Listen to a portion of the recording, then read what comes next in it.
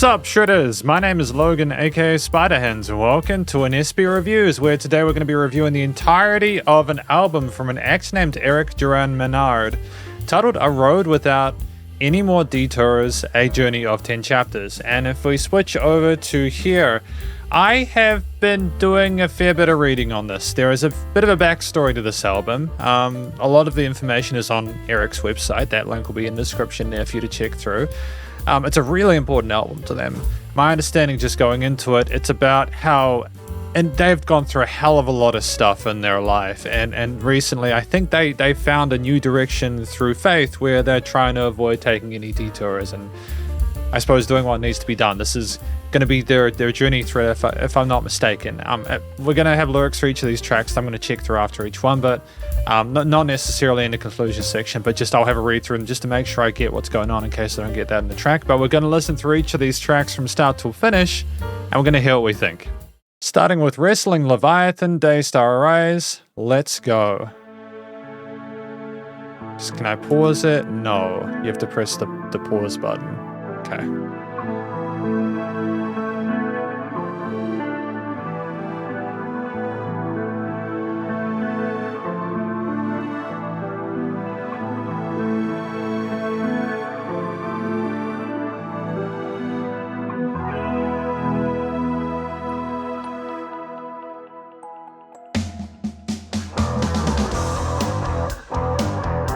Really MIDI tone to the guitar, but it balances out with the drums.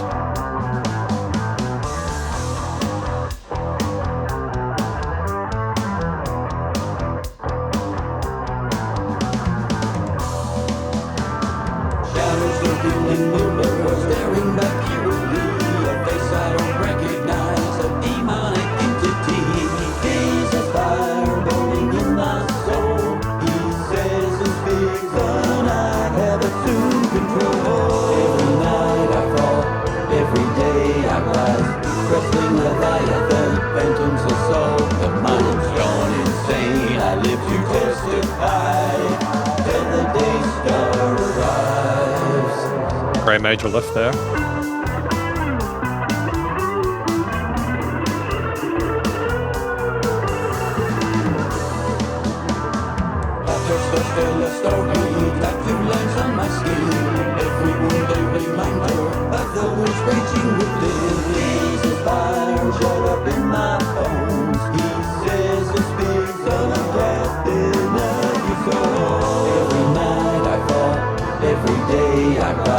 Wrestling Leviathan, fighting death for life. Unborn or slain, only the strong survive. Till the day star arrives.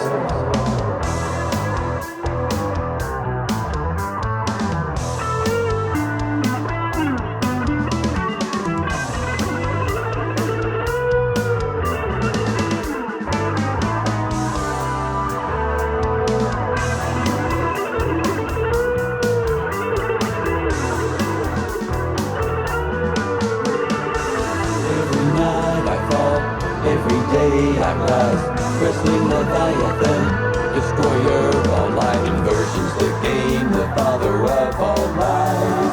Till the day star arrives. I like the double tracking of the vocals. They're a bit tight with the rest of the mix, but I do enjoy the tone of the nice. Tear away those lies. Till the day star arrives.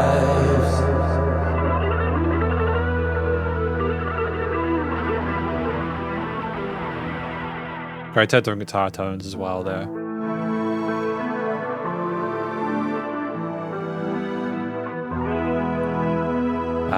Good use of a lack of resolution there.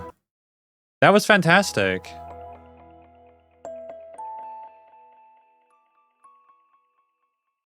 So I think this was a really interesting track. So this song, after reading through the lyrics, is fairly straightforward as I understand it. It's about someone who is wrestling with their demons. They look in the mirror, they see someone they don't like.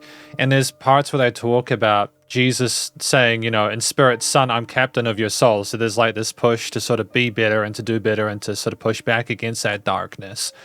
I think the vocal performance was quite good there. We're great with, you know, putting forward some really interesting melodies and vocal harmonies, especially in those chorus sections.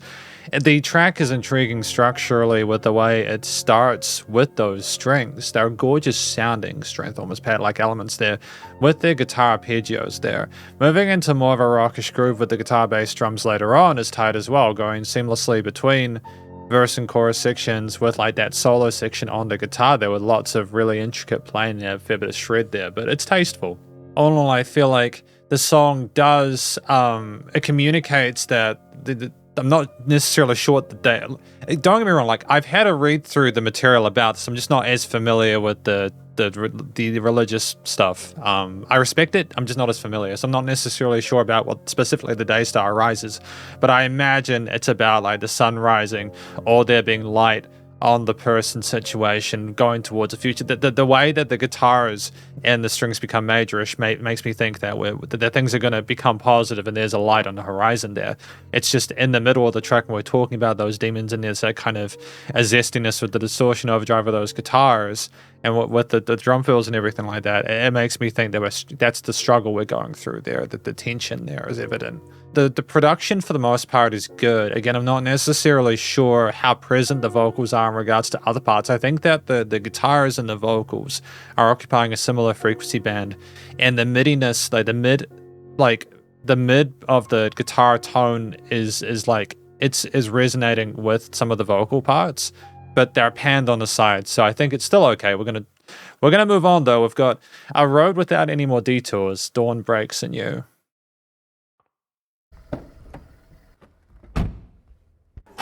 Great Foley with the engine and car door.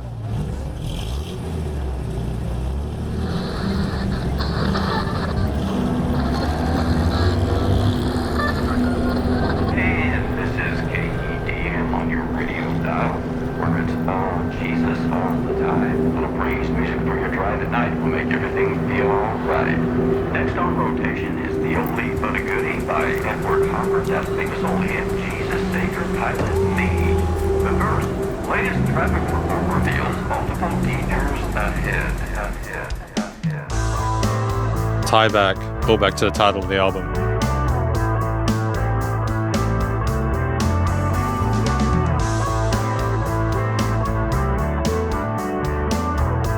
Great bass groove as well. I love the flexibility with the scales.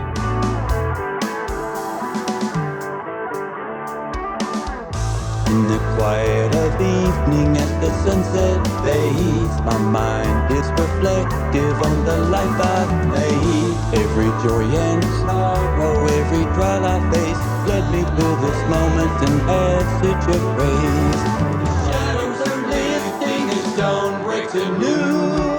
This highway has been long with its curves and bends.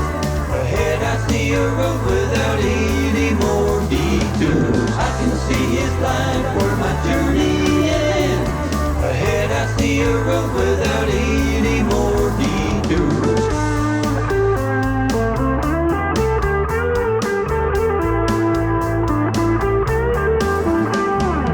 The organs as well, nice. I've taken every bridge I've burned. In the scheme of life, all's been a lesson learned. Every path I've crossed, every tear I've cried, brought me to this point I can bid goodbye. Shadows are shifting as dawn breaks anew. This highway has been long with its turns and bends. Ahead I see a road without any more detours. I can see his light where my journey ends. Ahead I see a road without any more detours.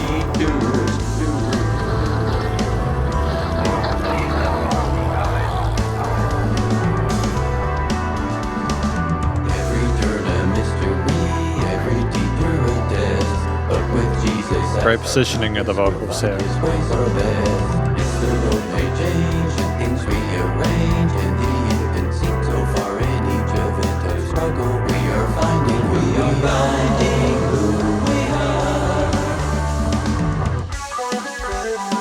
This highway has been long with its curves and bends. Ahead I see a road without any more detours. I can see his face when my journey ends. Again I see a road ahead, no more detours. Step up toward the line of Savior to behold. see a road without any more detours. Step on into heaven where the streets are gold. Ahead I see a road without any more detours.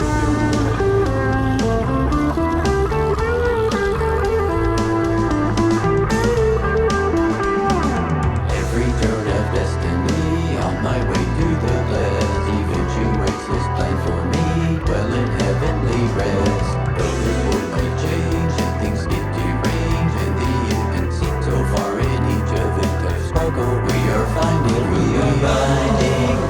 we are. The veil will be lifted when dawn breaks anew.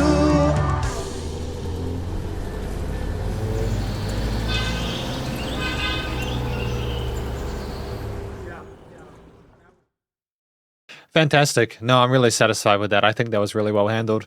So I think that A Road Without Any More Detours is a song about someone realizing that there is a way of living without there being detours, without there being ways around. Like, it's about like lifting the veil on the new dawn in the terms of like there's a new way of living where things will improve. And maybe it was after wrestling with our Leviathan or these demons that we get to a point where we can see that, and like you can hear the car foley in this track, and the way that the use of that atmospherically is just phenomenal. The car foley there, you can kind of imagine someone getting into the car and turning on the radio and realizing that spirituality is like an alternative direction to go into. I think there's a sense of joy throughout this track there. The majorist tone to the piece in general is effervescent. There's a lot of joy to be had in some of those chord progressions. The vocals are upbeat and cheery. There's a gentleness with the tone of the guitars within this. There's no harsh edges within this. The organ, I suppose, adds a further sense of that sort of church environment there. It was very subtle, but a welcome addition in the mid-range there, with lots of variation with the drum grooves as well, which makes things all the more enthralling. Like, it's really cool to hear so many different ghost notes, 16 patterns and stuff like that. It put a lot of effort into percussion. And the bass guitar as well, with the way it doesn't just stick to the root notes. It also works its way around the fretboard, which is enjoyable. The guitars are active on the sides as well, even in those chorus sections with the verses, the vocals are the focal point. And you connect all those different elements together, and it's very intricate, and it seems really impressive, not only because of the foley, like the car audio and stuff like that at the start and the end of it, which makes it seem like it's a bigger experience, but you're kind of also getting more of an impression of the journey they're going on here as well. I feel like the way this was arranged was really well handled, and I've got no complaints about this track. I think that it makes sense thematically. The album is smooth so far. I'm getting what's going on there. And production-wise, I think this one was pretty solid.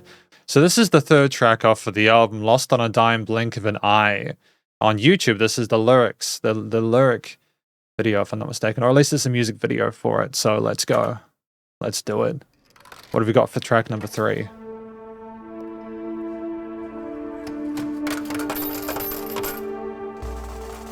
Gambling.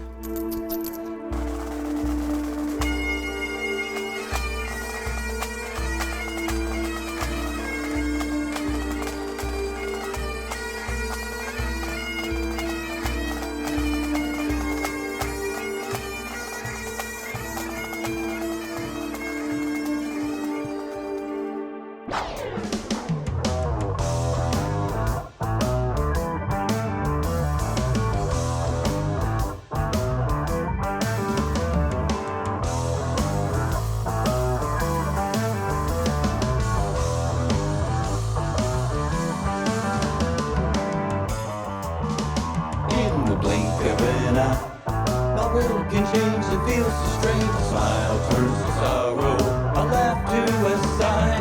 One minute I'm elated, the next I cry or fear I'll die. God gives, God takes, in the blink of an eye.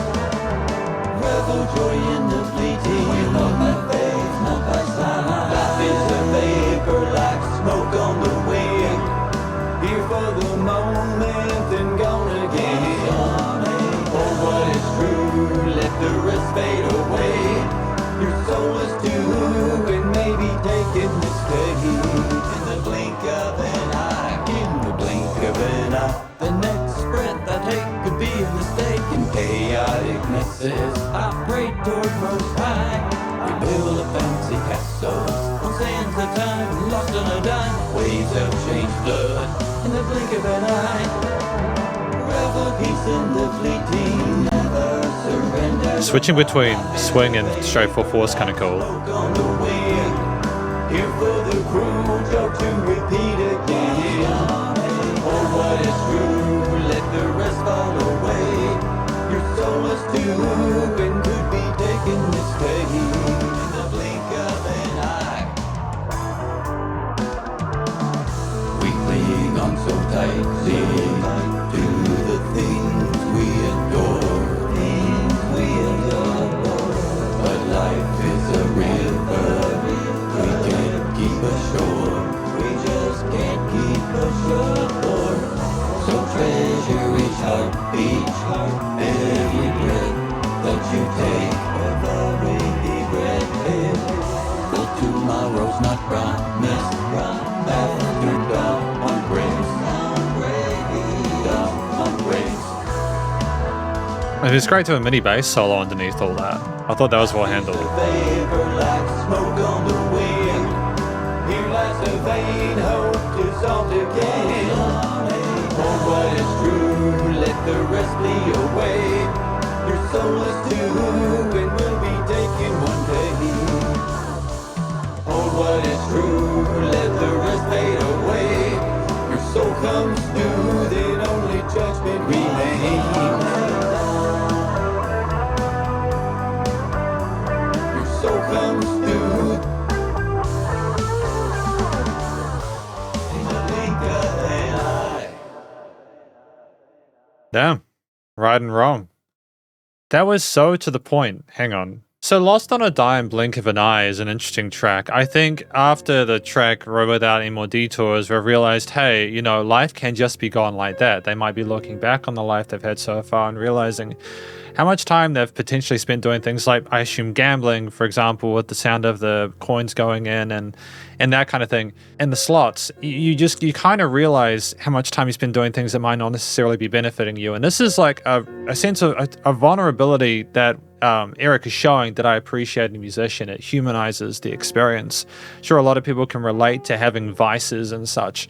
And it's really it's kind of, I suppose, in a way expected that we would be aware of this if we were looking to make a change in our lives. The fact that is not a given that we will have the next day. It disappears like vapor, etc. I think that, again, for the most part, there's a majorist feel to it. There's almost a prog element there with the way we go between swing eighths and then sort of more traditional straight quarters, eighths and sixteenths. Like we're going to and fro between different maybe levels of awareness of the situation and stuff like that. I think that that A-B system is kind of dope. I like the bass guitar in this. I thought how kind of energetic it was and the fluidity between the different notes and stuff like that was fantastic. It was great to have that sense of like just how quick the notes are without it being like too dominant. I appreciate that quite a lot. I thought that the way that the bass was so active, just so energetic, and it didn't like overtake what was going on with the vocals or the guitars or the drums or anything like that. And it's also not what I appreciated about this is it wouldn't just stick to major or minors. There were some parts where almost we seemed like we were swimming through the mire with the way we didn't necessarily sort of like stay with, like we incorporated kind of bluesy rock and roll elements we've had previously, but in a way where I suppose it still seemed like we were getting a sense of awareness that there was. It's quite a positive album, isn't it? I think, again, the consistent use of synth and pads that we had was great, and I like the fact that, again, we continued with the technicality, the percussive elements there, the vocals, harmonies, continuing a sort of major and minor triads there. Maybe some other intervals, I'm not quite sure, but either way, it was another track that was well written, and it's great that we have a music video being a bit more sort of like literal about the interpretation of the track. I think that's also really effective. We have Between Scylla and Charybdis, Straight Betwixt Fear and Courage.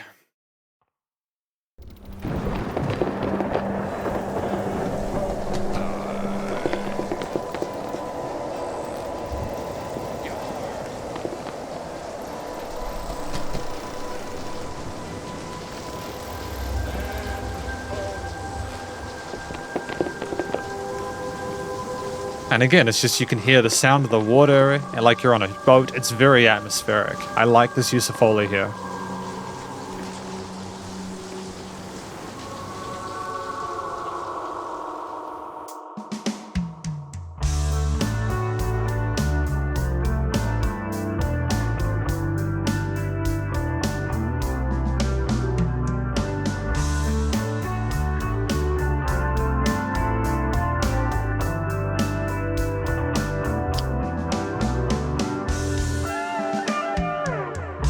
In the shadow of the rocky cliffs where the waters churn lies a tale of ancient fear and a lesson to learn. Between Scylla and Charybdis, forgers dread the strait. A dilemma betwixt fear and courage, a precarious fate. Oh, steady the helm, let him guide the way. By his grace in this strait, we may die another day. Caught between the hammer and the anvil. 16th hi-hat's nice. Easy path for one to take, so easy choice to make. Navigate the perilous waters. Every decision claims a stake. Hold your center and never break. With courage as my compass, I'll sail through this divide. Come what may, yes I'll pray. Jesus be my guide. Between the devil and the deep blue sea lies the choice for you and me.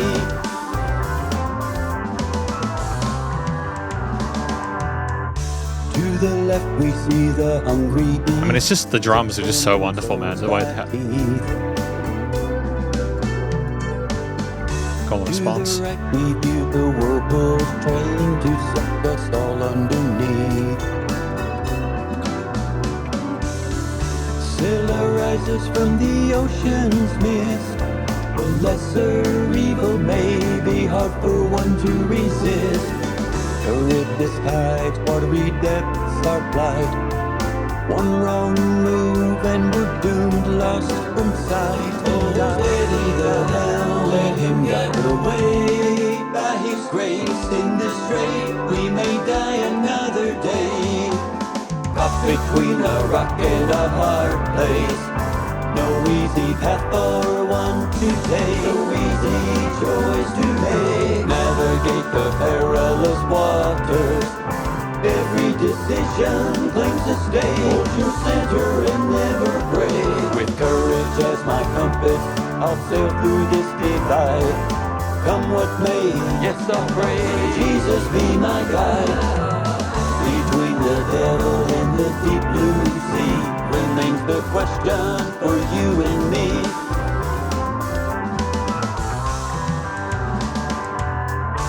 In Great break the there. face of compromise, we must hang tough.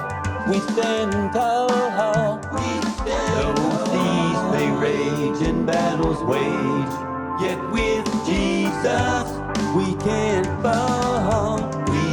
With his wind in our sails and his hope as our light, we can brave any storm through the blackest of night.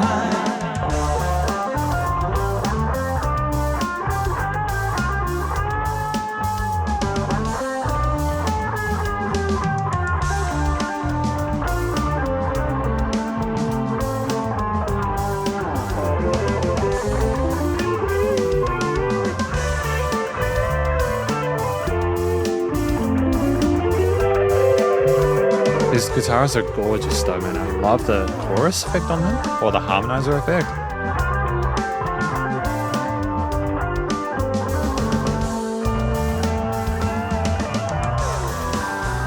So remember the sailors who faced the fearsome queen.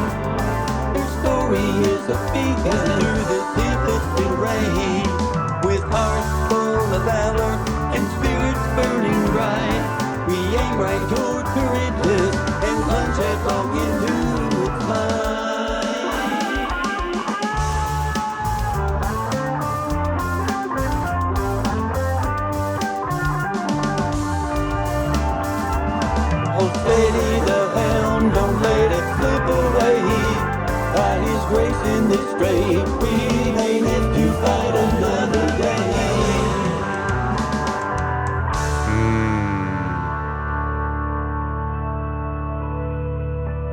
Fascinating. Bit of Greek mythology in there, I think, with Scylla and Charybdis. It's really cool. I like the fact that we're going through these different. I like the fact that we're including different aesthetics, like the boats and the ship and everything like that. Okay, so between Scylla and Charybdis, straight betwixt fear and courage, I get the impression it's about after realizing that life is temporary and you need to make the most of it, having to sort of like choose the lesser of two, like choose the better option, but still a kind of crappy, difficult option. That's what I think this track is about, letting Jesus be their guide. And I think that the way we sing here, again, the track is still relatively majorish. It doesn't get too dark or down in the dumps about the situation. It's more like got a sense of hope that if we follow Jesus, we'll get there. But the vocal harmonies are really palatable here. They're really cheery, and I like the warmth to them.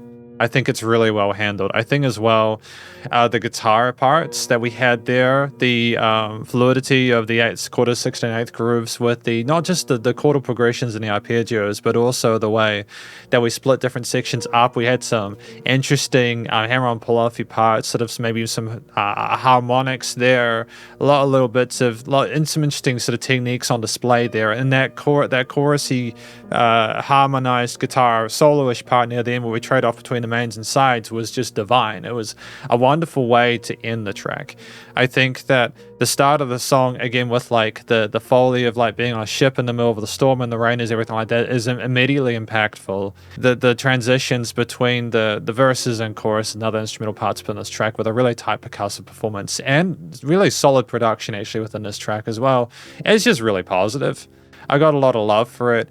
I think that it was nice to have like half bar or half length sections to transfer between bits. There was dynamic range in it as well.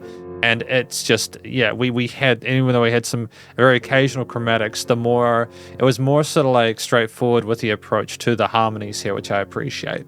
We got Pilot, My Soul, and The Tempest, Walk on the Water, Faith Meets the Sea. Track number 5 for today. Death is not the end. For love goes on, and you will find the evidence long after I have gone. The books we read together, the laughter in the pages, will continue to give pleasure to you throughout the ages. So do not mourn my passing. You are not left alone. You'll always find me waiting in the places we have known. I never thought I would. Oh, lady vocals. I've so much now to prove. My faith can disapprove.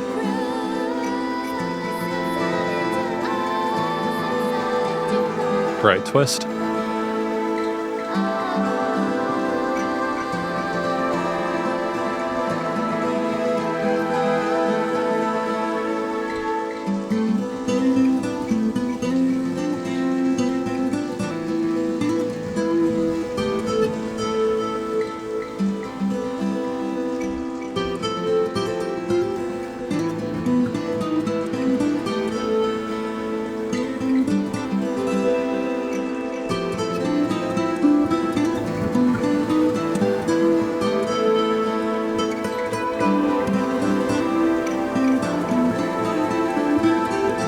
Pads with this plain nylon guitar?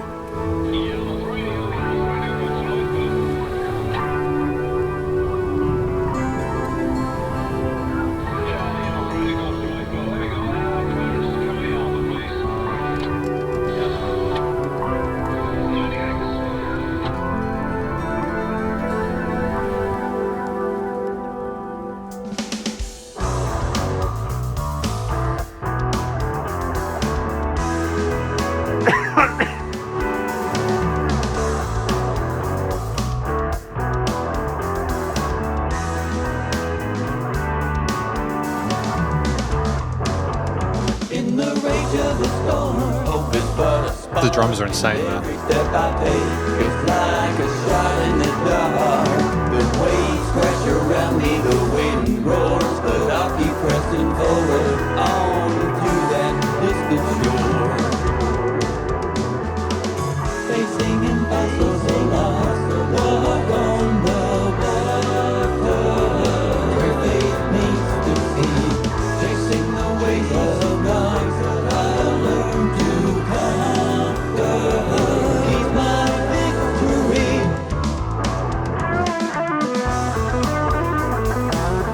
great split here with the lead.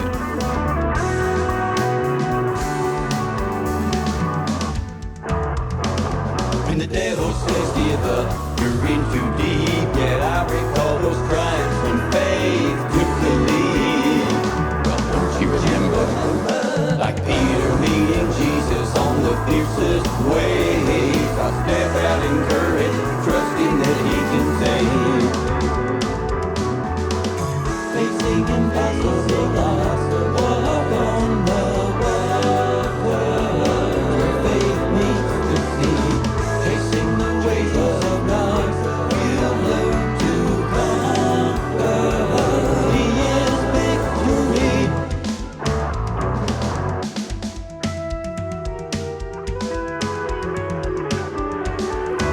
And just Tom fills, man.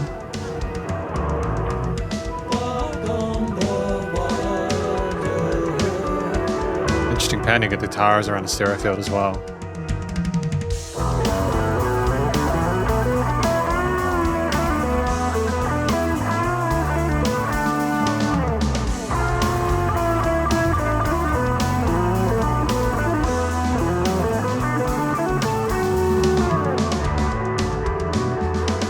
Facing impossible odds, walk on the water. Where faith meets the sea, chasing the waves of God. Let's learn to conquer. He's our victory. Though the sea be in chaos and the winds be strong, I'll remember his promise and carry on. Through trial and tempest, I'll step out to lead. Faith is my beacon to victory. Walk on the water. Walk on the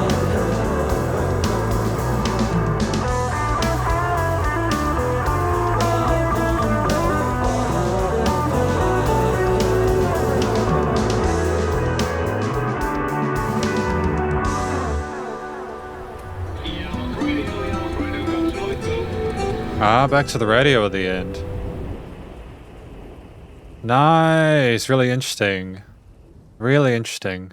So I think after reading through the lyrics that this song, Pilot My Soul in the Tempest, Walk on the Water, is about looking at your effect of who you are when you pass away, like kind of being like a guest at your own funeral and thinking about how other people would see you and being aware of how your actions would affect others. And it's also not allowing yourself to get tricked into like, you've done things badly, so therefore you can never improve. It's about just trying to sort of improve regardless of how much you've screwed things up, because you need to do positive things in order for the future to be better. You can't just sort of focus on the past. So I think in regards to that, I think that the prayer section we have at the start is really effective. I like the fact that it's instrumental after that, and you have these really pretty harmonies, and there's like an acoustic guitar solo there that's almost meditative.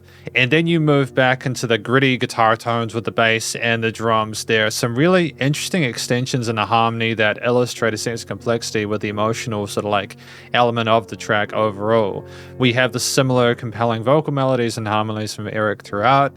I liked the several different guitar solo sections. I thought they were really well handled. I've got nothing but love for the fact that it was almost like classic rockish with the phrasing of it. It was like we were singing with the guitar. It was never too much. The drum parts are just fantastic. I love the fluidity of how they just go effortlessly between the hi-hat grooves to then the different tom patterns in the 16th theme for 30 seconds with some rolls in some parts. The bass line moving with a similar pace to some of the guitarist drums. They're keeping a sense of unity there. The atmosphere in regards to like the guitars and bass or other parts going around the stereo field, there's some of the higher guitar parts oscillating throughout there. It's almost like thoughts going around your head in several sections there. It really is a song where you think about who you are and how you're affecting other people. The theme overall is quite positive, even if there's some sort of like moodier parts where we're battling stuff. But yeah, I think the strengths, and then of course we had the radio at the end, where we're coming back to the end of that car trip there, which I think ties neatly to the second track. Things are well connected, nothing but love for it. The studio production in this, again, is quite tight. Again, it's just a little bit of, I would have appreciated maybe a little more presence for Erick's vocals in the mix, but aside from that, I think it's still quite well handled. I liked how the different guitar tracks are panned and how the actual motifs are written here. I think that they do a lot of pull in that regard. We've got You Are My Life. Apologies for the pronunciation here. Tragodi apkapis ton lisomo. Tragudi agape stones yomo. I don't think I was too far off there. Not perfect, but it was okay.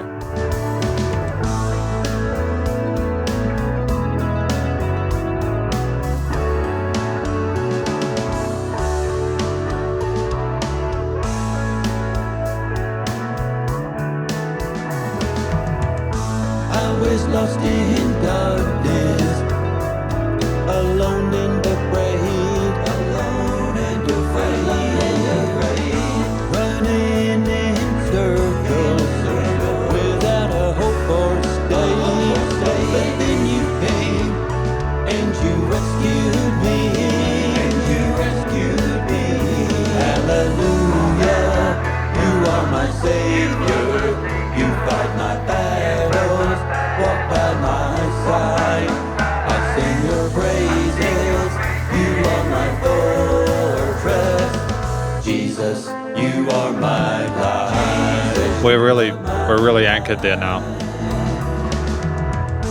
I was broken and battered, helpless and weak, stranded in sorrow, without defense to speak. But then you came and you lifted me, Hallelujah, you are my Savior, you fight my battles, walk by my side. I sing your praises, you are my fortress. Jesus, you are my life. Jesus, you are my life.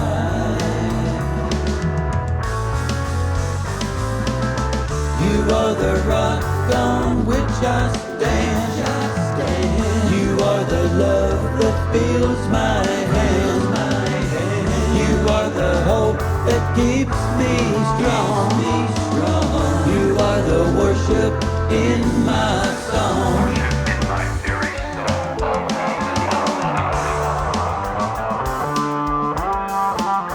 Bass solo, great, really positive.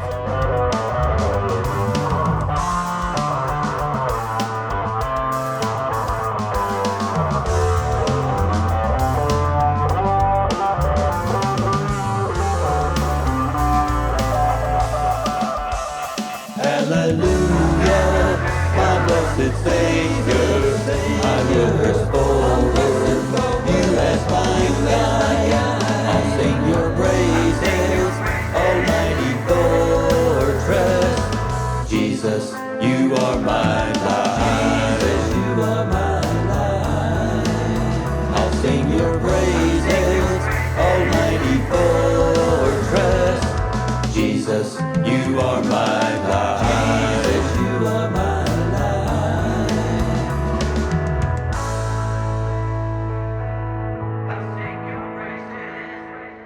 Jesus, you are my life. Fantastic extension there. I like the way that was handled there. I think it was really pretty. So this song's a lot more straightforward than some of the other ones, even with a lot of the clear messaging and stuff like that. You know, You Are My Life, again, I'm not going to pronounce the Tragudi agapis ton lisomu part because I don't know how to say it very well. But I enjoyed it. This track is more like a big thank you to Jesus for the fact that, you know, clearly Erick was not coping and not handling things well, especially as described within the first half of this album, because this is track 6 now. And we're now looking at our situation and going, you know, thank you. We're in a new direction now. There is a new dawn. the light is shining on me. We can take no more detours. Things are going to be fantastic. I think that the song has a relative positivity, not just in the sense of the chord progressions within the theme and stuff like that. And the bass solo, despite the distortion and the fuzziness of it still being relatively uplifting, the brightness of the guitar arpeggio, some of the lead parts, and not that they were having necessarily a solo, but also just the harmonies and then how they glittered. This was a more straightforward track structurally as well. It didn't have as many different sections, like a specific. It was more straightforward, but I think at the halfway point of an album, to have something like a little kind of more kind of anchored is good. So you get so it starts, of course, with the title name, the Tragodia Capis. That I'm not sure what that means. I assume that it's you are my life, etc. That might be the translation of it. I'm not sure. But it's just starting with that, you instantly get what the track is about, the vibe of it. The drums, as per usual, are just insane. They're so tight. The guitar parts and bass feed off each other really well. We didn't have a lot of other additional elements within this. I don't think it was a complicated arrangement either. So, compositionally, production-wise, pretty tight, really positive. And we've got Collision of Worlds to Parallax Effects, Divine Glory Shines.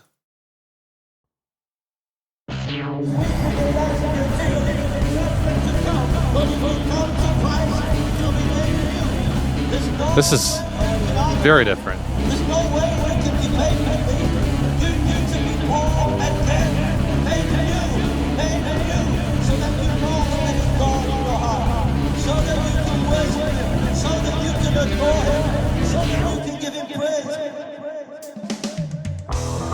Oh, I was kind of hoping it would continue with that initial part, but it's fair we've gone back to a more familiar blow. Walking down this road, I see the world's aimless motion. Every turn reveals a contradictory notion. A moment's clarity, then the focus fades. Life's a moving picture in a parallax parade.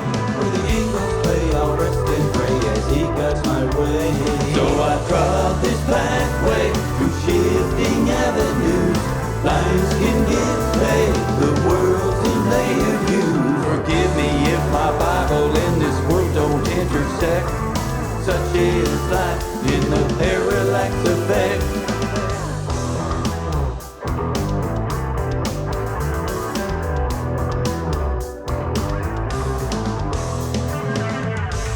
That cooler response with the lead going into that. Panorama shifts, I watch how God's plan unfolds. Every twist and turn, another lesson is told. A moment's clarity becomes a picture made. Life's a moving portrait in a parallax charade. Where the sky turns gray, I'll hide and pray as he guides my day. So I trod this pathway through dancing avenues. Lines get relayed, the world's a painted route. Forgive me if my Jesus and your world just don't connect. Such is life in the parallax effect.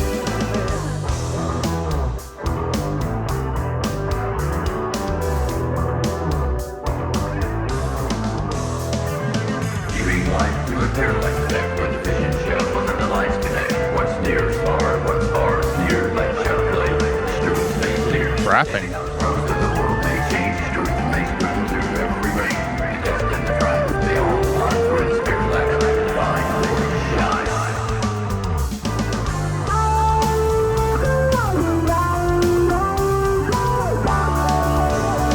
Incredible filtering to that wah pedal there.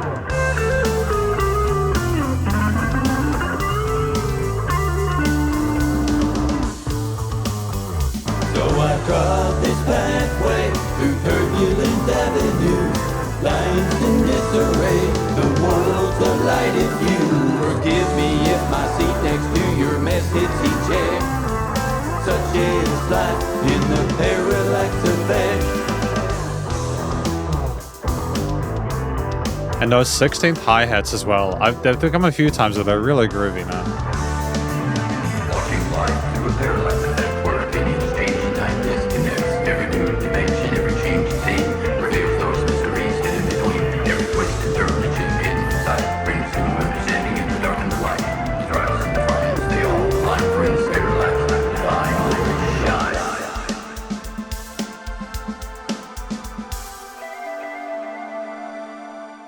Great to have the strings fade out, man.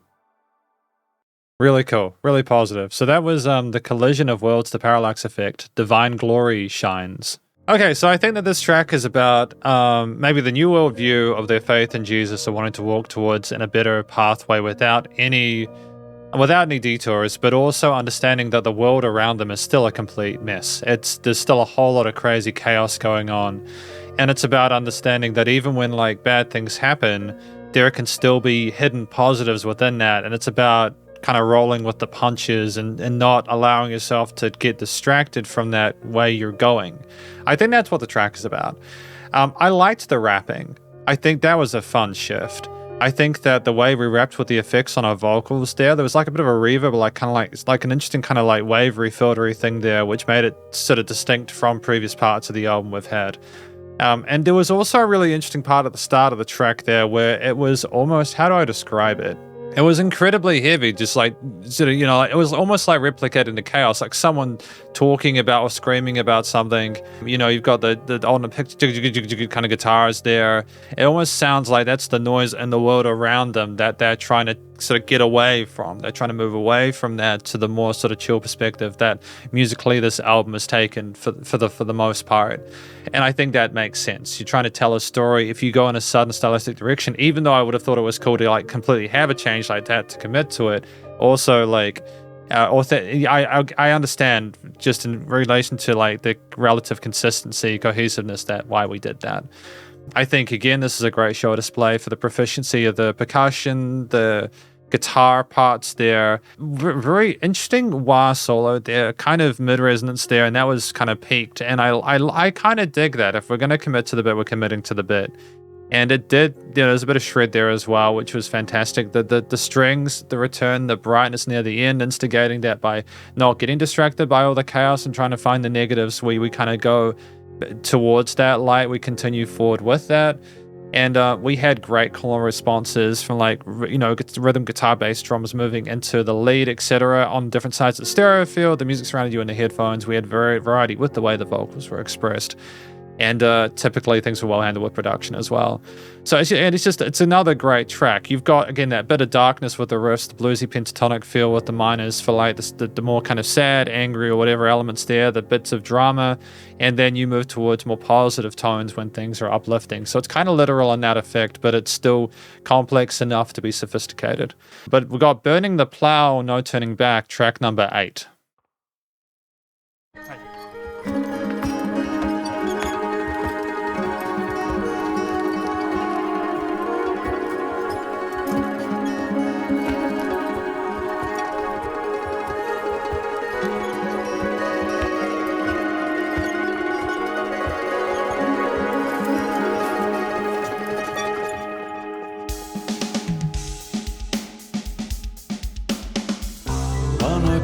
Interesting shift. A sky so wide, a man with a plow seen tilling the countryside.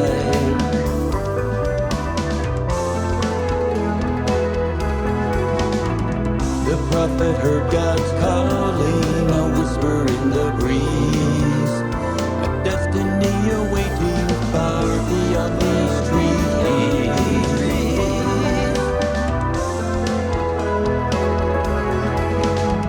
Full of courage, a call to pursue.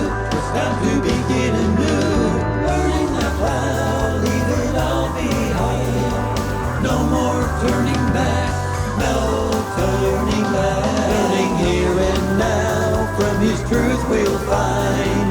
No more turning, world is burning, no more looking back. Once I burned my bridges, I became a hated man. The weight of years into a shadow and shifting sand. Is there like a mandolin being tremolo picked? The idol was my pride in the assurance of the knowns, but holy fires through my veins and bones.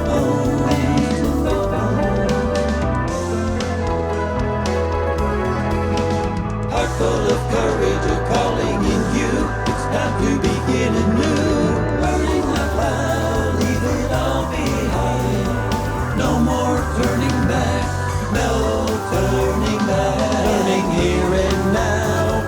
dumb and blind. No more turning, world is burning, no more looking back. Every ember we burn is a feast on the past. Burn it down to ashes. Yes, I'll be free at last. In the glow of the fire, I'll see my path clear. I might know his desire, nothing left to fear. God holds the future and the plans we'll find. The past in ruins while heaven holds our minds.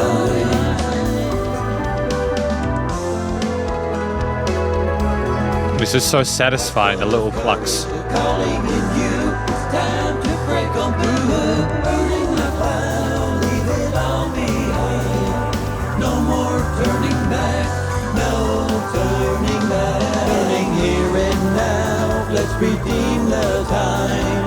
No more turning, world is burning, no more looking back.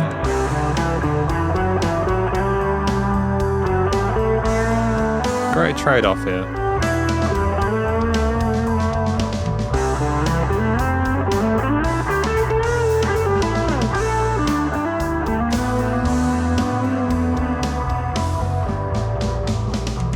Sacrifice of each one found the greater plan. It's past in embers, his future in Father's hands.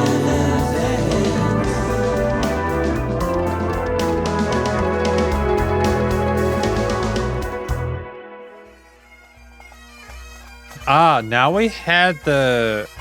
Oh, okay. That's not something I spoke about initially with Lost on a Dime.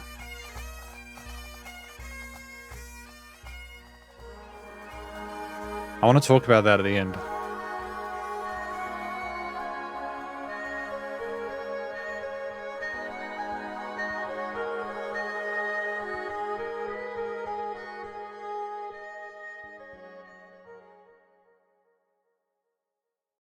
Okay, so that was Burning the Plow, No Turning Back. I think this track is about looking at all the kind of crazy stuff that's going on, and even if you're in a place where you've sown seeds for the future, you've just got to be like, okay, fresh start, no more of that. It's time to move on and go to a new field or something like that. I think that's what Burning the Plow is about, No Turning Back. It's about the collision of worlds. Could have been the world they want to go to versus the world they used to be in, that chaos there, and getting away from that. And I think I want to talk about, I mean, the vocals are really, really well handled there. I think there was some really intriguing, there was like a guitar solo near the end that was more gentle with the voicing, trading off to some natural harmonics on the right, which was really pretty.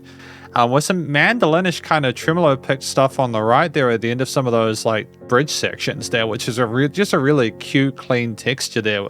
But a bit of a different sound there, which kind of lightened things up a little bit, especially with like the mid-range resonance of those guitars. It's the sound of the bagpipes. And that was in Lost on a Dime, Blink of an Eye. And I'm kind of trying to figure out how that ties into everything. I'm not quite sure, but I'm assuming that there is a connection between these two tracks. Maybe there was something we heard there with the bagpipes and the marching drums as well that we're kind of connecting to this. I get the feeling maybe that is like a positive direction where the bagpipes are going to. I'm not sure, but either way, maybe that is also the signal of like a new chapter or something like that. Either way, I think Burning the Plow is a fantastic song. There were some parts where the vocals went in a direction and the guitars and bass and drums, some elements kind of were wavering, and then they would resolve and come together in the next bar or two. So there was playing around with the harmonic expectations of the song there. Consistent comments about some of the bars as well in sections were like a bar or two longer, or there was like a difference with the time signature, or the metering was kind of cool. Like it was like different, it was unpredictable, which made it more interesting to listen to. I think it was, if I go back to the start of this, right, of course, you have the sound of like someone in the field. There's people talking. You've got the more traditional elements like the flutes, and like at the end as well, I think there were flutes at the end, if I'm not mistaken. Yeah, it was meant to sort of be more like a kind of a ye olden style farming thing at the start, someone in the field, and then maybe at the end, they're not toiling anymore. They've just got the sound of the farm or the field there, but they're moving to a new one because they've realized they shouldn't be kind of digging away at it anymore. I think that's great in regards to composition. It sets the tone at the start, at the end. The song in the middle is great. It gives context. And yeah, just ultimately, I think it's a lot of like these tracks within this album have all been pretty well crafted, and they seem complete because of that dimensionality to it. We got Crucible of Loneliness, My Darkest Hour, track number 9.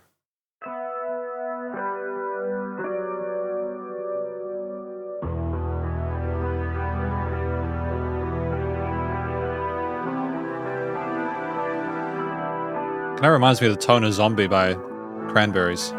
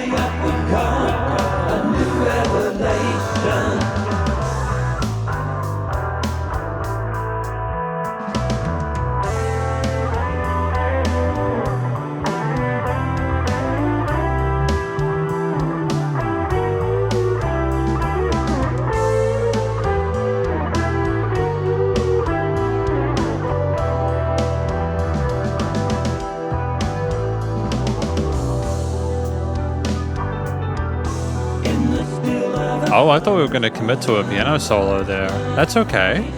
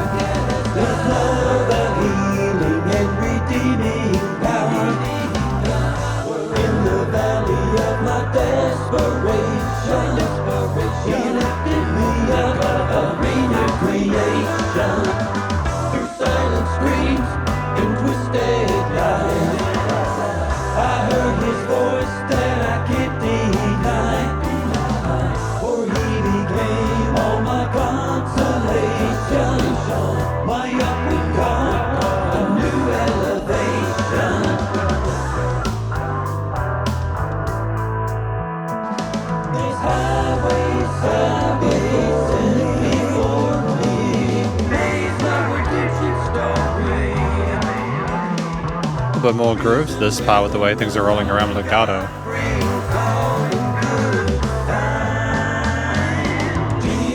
Crescendo.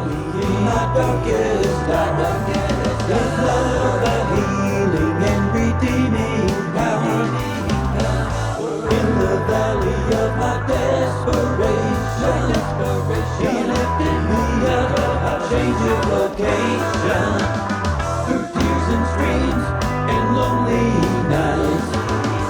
I heard his voice that I can't deny, for he became all my consolation. My upward come assumed indication.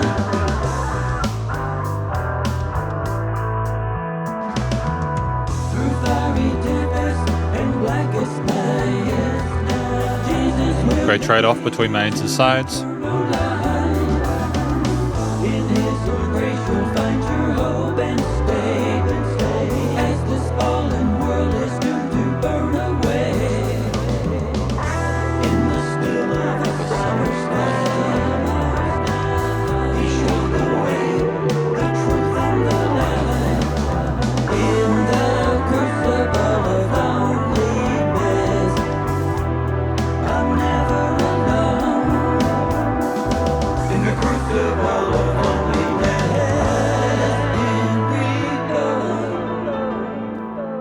Great, so there are occasional piano parts. That's fine. No worries at all. I think we haven't really had piano throughout this album, and so I think that instantiating it this late might not necessarily be a necessarily thing. But still, it's still well handled. I like the little flurry it has, as well as those lower octave vocal parts that we had at the end there with the outro part. Okay, so this track, Crucible of Loneliness, My Darkest Hour, is effectively talking about how when they were at their loneliness, when they were isolated, and when they, they really needed the help, that the Holy Light was there for them, that option was there, that destination, and it helped them to get out of that position there. And I think that's a beautiful thing.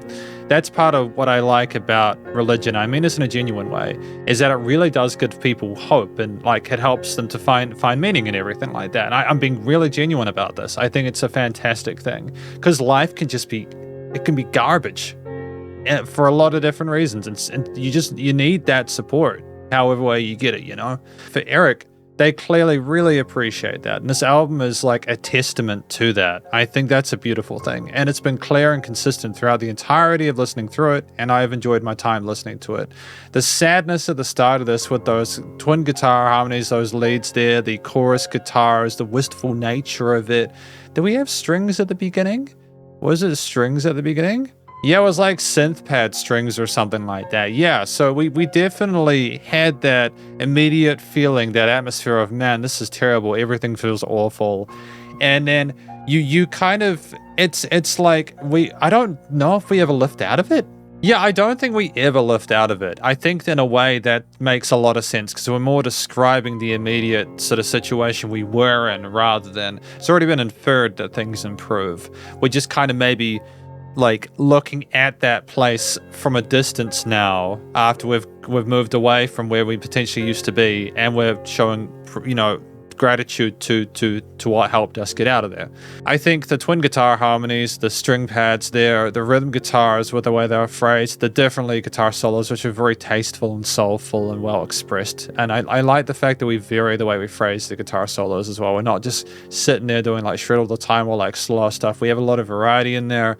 The vocal parts moving around between the center and the sides, they're very atmospheric. It's just a really well fleshed out composition there that, again, it doesn't try to brighten up or make it like, I suppose it's trying to be real with you about where they're at, and to sort of communicate in the way where we've already had enough of them knowing they'll improve to be able to sort of hear how they were struggling. I think for a long form track, it was well fleshed out and well sequenced. I don't think there was any filler within it. I think that you go through it after so much context about the journey they've been on, and you just get this and you're like, yeah, that's the missing piece. I understand how lonely they felt now. The vocal performance was competent. The instrumental performance was tight as well there. There may have been some chromatic bits occasionally, but it was a more straightforward composition in regards to the way chords and notes and melodies and bass lines move within each other. Typical tight work with the bass and drums as well.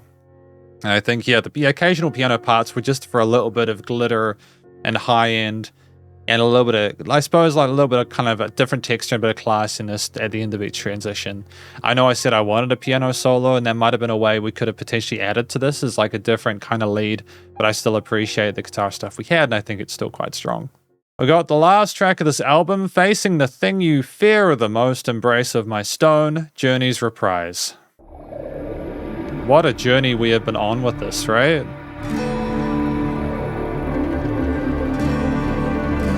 It's been good.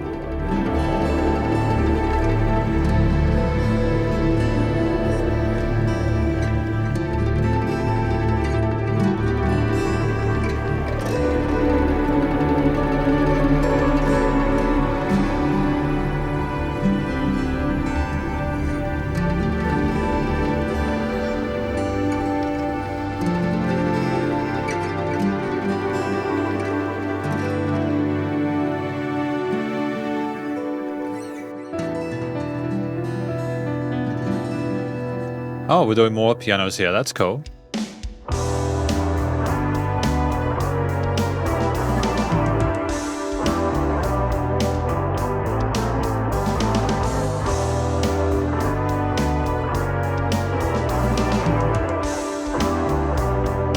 Kind of sounds almost like a spy-ish kind of track. In the dead of night, when the shadows loom, I feel the cold grip of the fear I consume. It whispers in silence, it roars in my mind. A darkness so deep I feel I could go blind. But he calls to me, he's eyes to see, sets me free indeed. Facing the thing that you feared the most, a lonely road, no terminus, no rest post. I'll stand the storm since I'm not alone. I'll face the unknown in the embrace of my stone.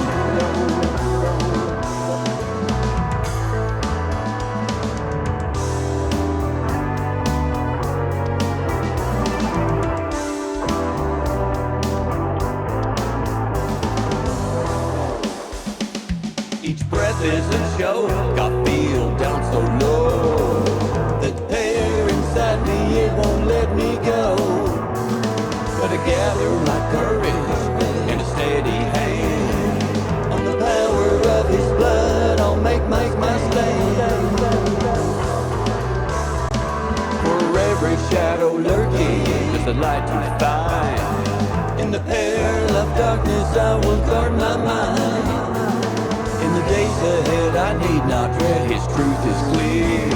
Holding power over death and hell, he's overcome my fear. So he calls to me, his grace to see, sets me free indeed. Facing the thing that you feared the most, a lonely road, no terminus nor a signpost.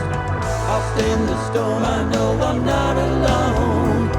I'll face the unknown in the embrace of my stone.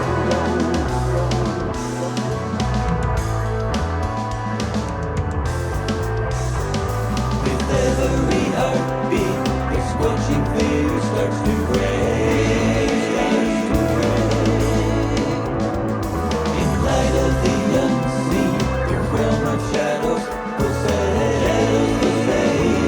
I'll rise from the ashes with wings sprung in the dawn.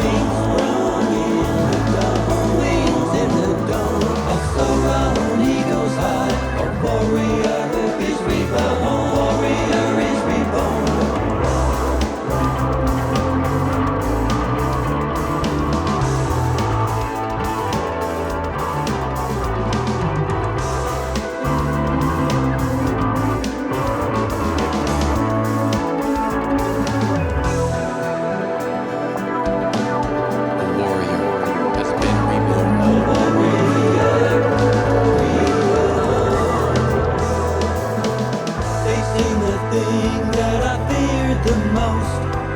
Pray to my Father, the Son, and the Holy Ghost. I'll follow him, for I'm not alone.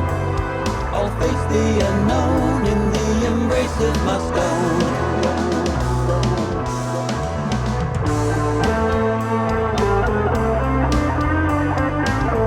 Pro use spins there, nice.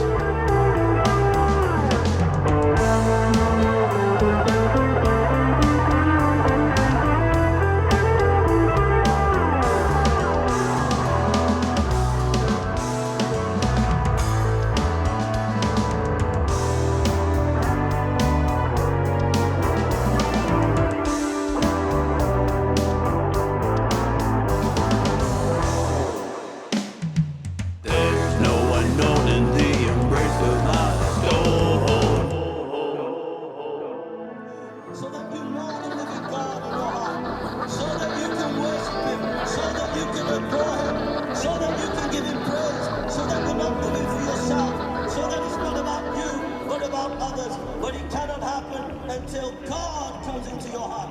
And God will change you.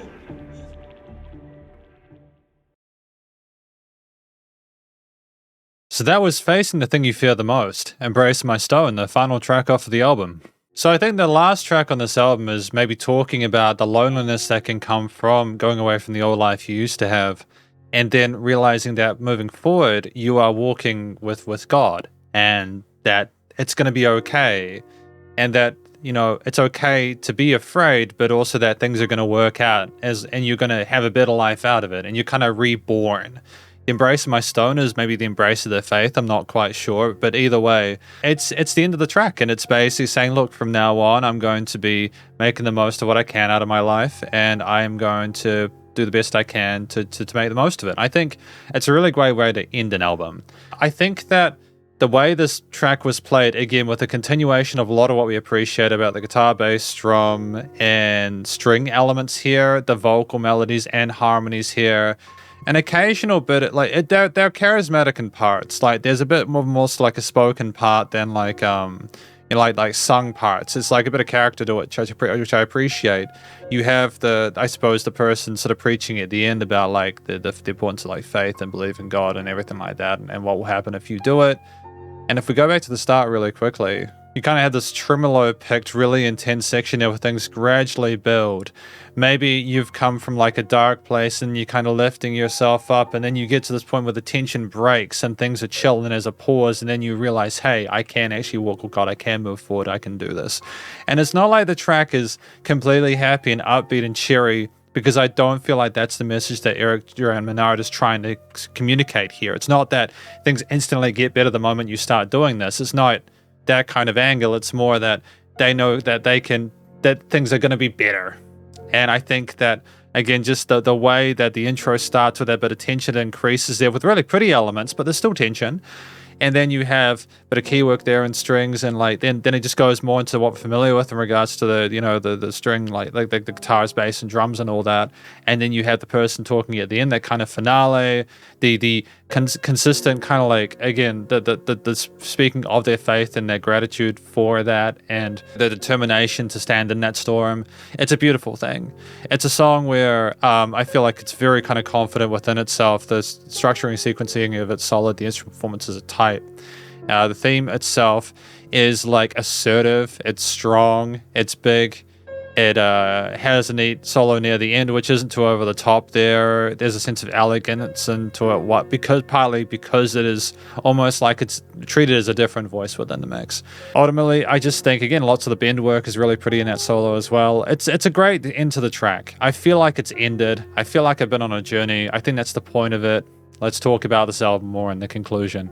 Because welcome to the conclusion of my review of this album by an act named Erick Duran Manard, titled A Road Without Any More Detours, A Journey of 10 Chapters. Now, I've spoken about each of these tracks within each of the mini conclusions per track, so if you're wanting to hear about a specific track, it's probably worth going and doing that by going per track. But so this is my overall thoughts on the album.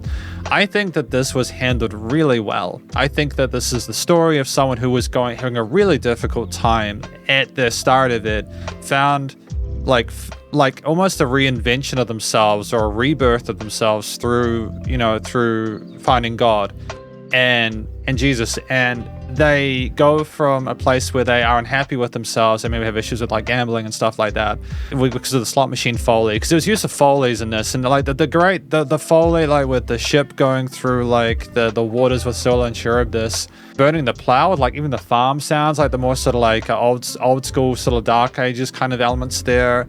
A Road Without Any More Detours, literally having car sounds. The tracks instantly tell you in part what it's about, I suppose partially because of the foley of the sounds there. But it's also just, it's just that the story is so endearing, and a lot of this I got through listening to this, not all of it. I still feel that the vocals are a little bit tight with the mix and were not maybe as present as I would have liked them to have been, but I still feel a lot of it was really good. Maya's vocals when they came in were fantastic. I think Maya was Pilot My Soul in the Tempest. So I think Maya was a guest vocalist in Pilot My Soul in the Tempest, Walk on the Water, Faith Meets the Sea. So their vocals were present. I think it's just because we were trying to sort of make our vocals sit with like the guitar, which had a mid-range resonance in the bass and the drums there. But it's still well sung. I liked a lot of the vocal parts done by Erick. You know, we had a lot of different melodies and harmonies, and we played around with the majors and minors of those scales, as well as the modes represented. We had some chromatic-y bits as well. Sometimes we even rapped. There were songs where we rapped. Other parts more sort of like spoken. There was some interesting lower octave harmonies there. We had some softer parts where things were a bit more sort of vulnerable. But we also didn't have vocals all the time. There were some tracks where there were a lot of verses, but there are other parts where we just simply allowed for there to be a minute of a solo section or like an instrumental layer. We had lots of different solo sections, especially on the guitars and stuff. We had a bass solo as well. Some of the drum parts were practically solo sections by themselves, which was kind of cool. We had a lot of different instruments in there, but just I think Erick's vocals, the way they were sung was really good. I think we understood how we needed to approach it. They seemed authentic. We seemed relatively comfortable on our head and chest voice, and ultimately it was well handled there. I think the stories were well told. The tracks were typically between 3 and 6 minutes, and 6 minutes is long for a song, but I did not listen to any of these tracks thinking, why is it this long? There were no moments where I thought there was filler. Lots of these tracks had like Foley intros or outros there, which kind of set the scene, gave a bit more of sort of a hint of what the track is about, which I really appreciate. That makes me really happy. We're putting a lot of effort into making it a complete experience where even if maybe, for example, you maybe English isn't your first language, you can still kind of like hear the sounds and go, oh, I get it, I understand it. Even if you don't hear the lyrics clearly throughout, you can still kind of go, oh, I get it. There's a journey, we're on a car, etc., or we're in an ocean with the still unsure of this. Structurally, these tracks had verses and choruses. There were several solo sections. There were dedicated intros and outros a lot of the times. There were various bridge sections there. We would mess around with the lengths of some of those parts as well. We wouldn't have like dedicated four bars each right through 16. Sometimes we'd add a bar or two just for a bit of a switch up. It was unpredictable, and that's part of what made it interesting. We were very confident with our hook lines for the most part. We did know also to change things with some of the lead elements and stuff like that, and it was good. The main elements within this track were the guitar, bass, and drums, like instrumental-wise. There were also parts where there were occasional pianos. There were like string parts, occasional synth pads. There were like flute bits as well. There were plucked kind of tremolo-picked mandolin parts there and occasional songs there, as well as the Foley elements that we had. And I think that there was also like different variations, like there were some keys, there were some organs, etc. Like there were different variations of keys in there. And there may have also been more that I haven't listed immediately. It's a long album, and I feel like, again, like there might have been instruments I mixed, but those are the main elements. And so if I talk about those really quickly, because in like things like the mandolin or like some of the sort of like sound effects, like again the flutes are like they were a great texture within the piece, but the guitars, there were a lot of different guitar tones. There were the more traditional kind of overdriven, sort of distorted, mid-resonant kind of guitar rhythm takes there, which also translated into the leads, and the lead parts were usually distinct. The panning of the guitars was solid. We had a wide range of different power chordal, open chordal parts there. We arpeggiated well. We had interesting sort of lead sections there. We walked through the pentatonic majors and minors. We navigated extensions within the harmonies really neatly. There were some interesting sort of legato and solo sort of bendy parts. There were lots of the solos were usually tasteful. There were some occasional shreddy bits, but we also had some moments where there were more sort of like a voice in the mix, and I liked the variety and the attention to detail and the awareness of when which was appropriate.